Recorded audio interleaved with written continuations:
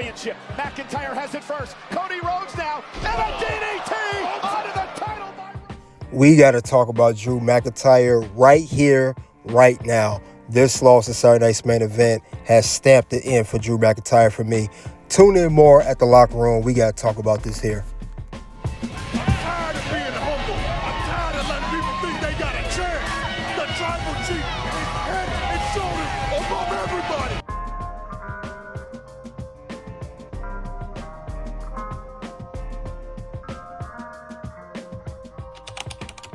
All right, guys, we here at the locker room, Tossing Scandal, a.k.a. KDH. We'll talk about why Drew McIntyre is buried for WWE for good.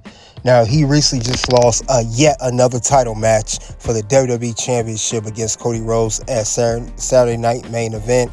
Match was underwhelming, to say the least. But Drew McIntyre, he continues to keep on losing and losing and losing and losing again. And I think it just brings his value down. At this point, I wouldn't be surprised if Drew McIntyre never re-signs with WWE ever again. I don't blame him because they keep jobbing him out because he's particularly a jobber now. Let's be honest. He's a full jobber. And it's not doing nothing to help him at all.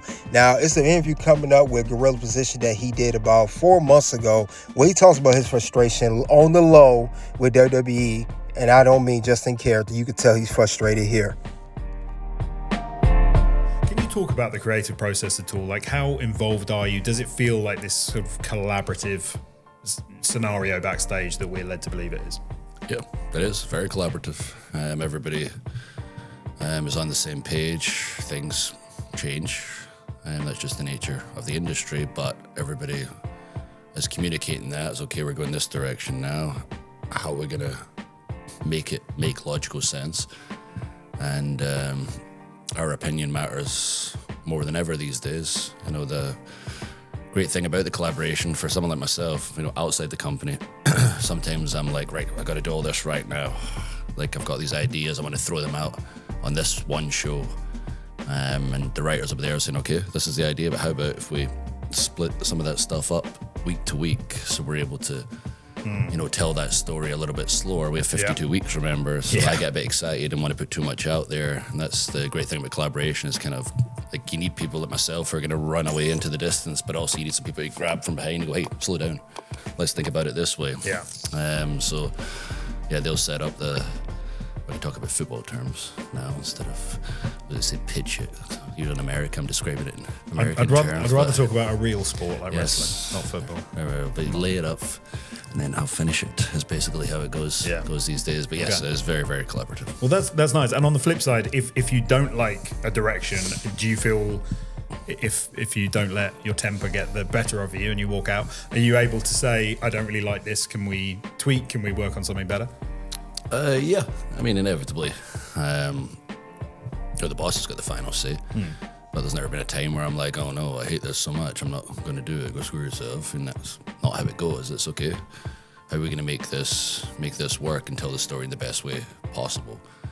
And yeah, I'm not walking out anywhere unless I genuinely feel like I've been personally slapped across the face. Yeah, fair enough.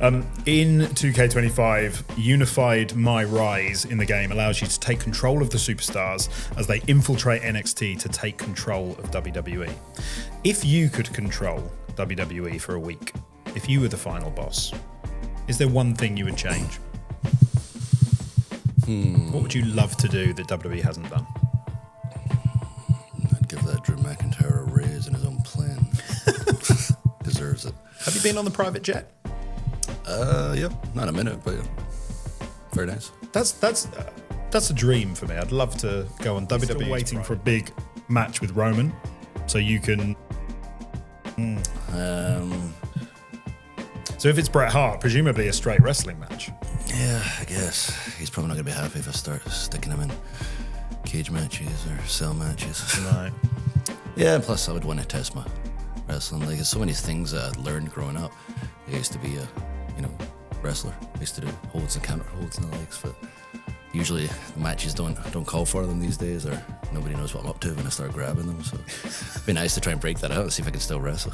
Yeah. Beyond just kicking everyone's ass. Finally, what does the rest of 2025 look like for Drew McIntyre? Like, we're still waiting for a big match with Roman, so you can finally settle the score. Yeah, still waiting that big pinfall over him. Is that going to be on the horizon? We'll see. I'd like to think so, since I talked about it for 4 straight months and it went nowhere. But it's been kind of the big rivalry since I returned to WWE, like 2018, 2019. Roman and I always seem to find each other, and I still haven't been able to get that pinfall. When I was with Shane, he managed to get the pinfall, which is pretty cool. Vote out that young guy. But yeah, he's been my kryptonite. So it's a very, very long-term story. Myself and Roman, I'm sure we'll find our way back to each other inevitably. Yeah. I was Drew McIntyre with Gorilla Position doing his interview, talking about the creative and everything else. He low-key talked about the Roman Reigns at the very end.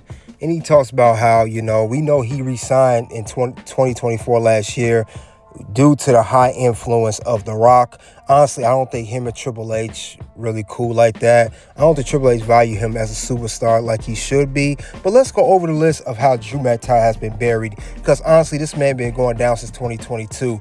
Speaking of which, remember he had Clash at the Castle against Roman Reigns for the undisputed Universal WWE Championship.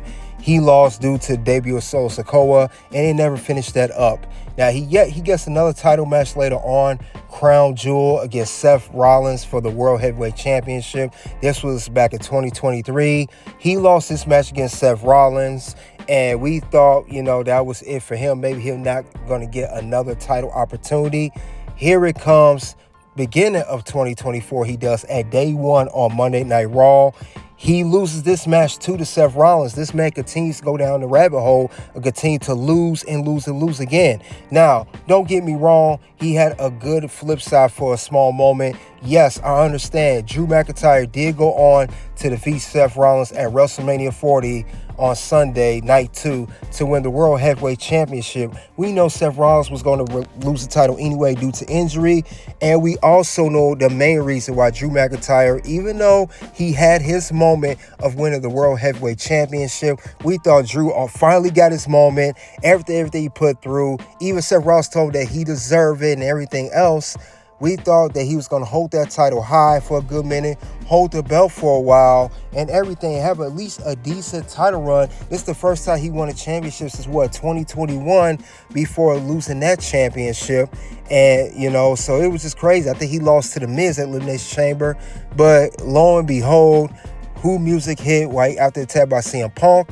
We get Damian Priest, who cashes in his Money in the Bank contract at WrestleMania, the second man to cash in WrestleMania. We all know Seth Rollins was the first, and Damian Priest literally just ruined Drew McIntyre's moment of being World Heavyweight Champion.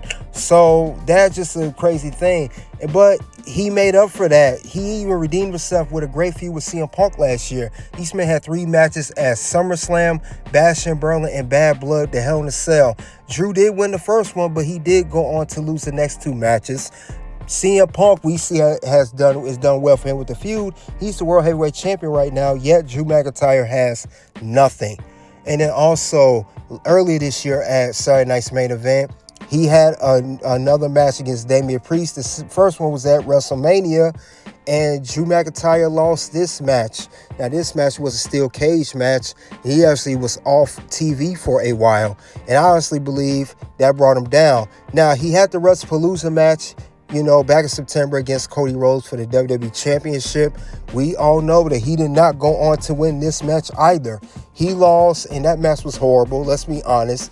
And now, his most recent opportunity is Saturday Night's Main Event for the WWE Championship. Even with the stipulations added, Cody counted out, disqualified, he will lose the WWE Championship. We thought that those stipulations would work in Drew McIntyre's favor, and Drew would end up winning the championship, but we were wrong. And this is why Drew McIntyre, even though he's in character, this is why this man be looking frustrated in his promos. This is why this man be always looking angry.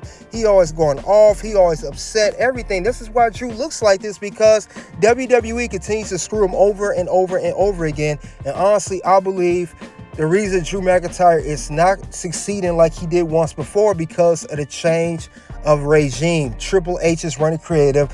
Triple H is not high on Drew McIntyre. Think about it. Drew McIntyre Similar to Karrion Kross, he has the look that's similar to Triple H in his character, and he don't want to see Drew succeed. Now, when Drew McIntyre did have his success back in 2020, winning the Royal Rumble and the WWE Championship on 2 occasions when he won the belt, that was under the regime of Vince McMahon. Vince McMahon loved Drew McIntyre. He liked the build. He liked the character. You know, he even had this man beat Brock Lesnar at WrestleMania 36 for under 5 minutes. So we got to give credit where credit's due for Vince McMahon putting Drew McIntyre over. However, I'm not giving credit to Triple H for continuing to bury Drew McIntyre. This man gets buried over and over again. And I know he just, like I said, signed in 2024. His contract probably be up maybe next couple of years.